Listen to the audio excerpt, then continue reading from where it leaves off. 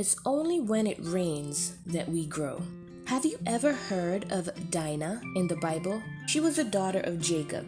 Dinah made friends with some Canaanite girls, and she would sneak out of her father's house so that she could go and chill with her friends.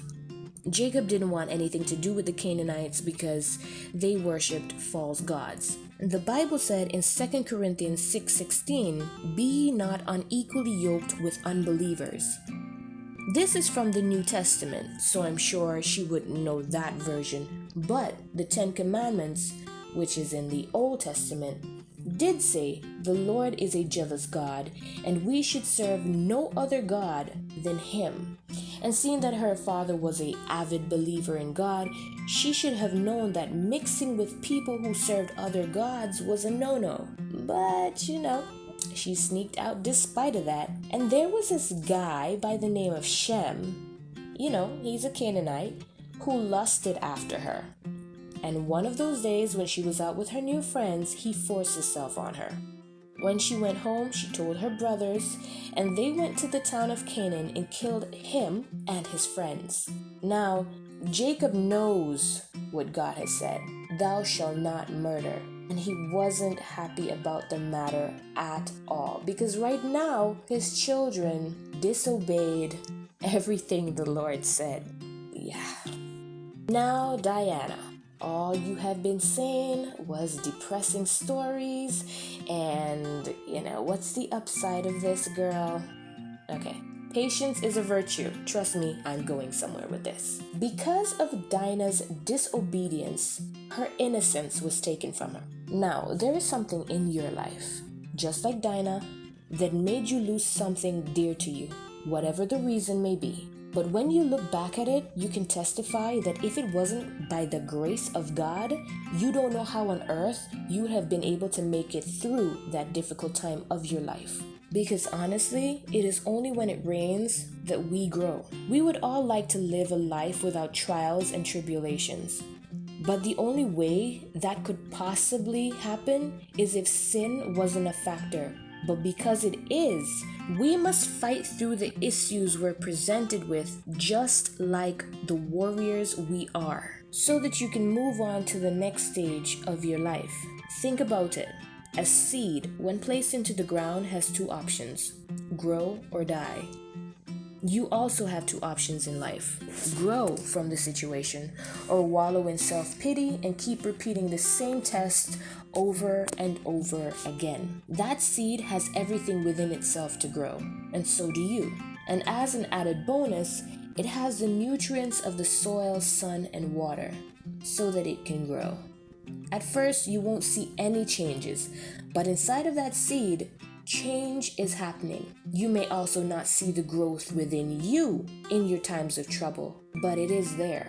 Look back on the most difficult issue you have ever had. You don't have to share the specifics. All I want you to type in the comment section is, "It made me stronger."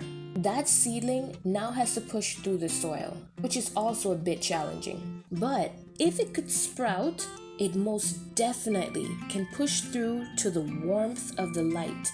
The lesser one has the authority to test us because of our disobedience, but he isn't allowed to take our life.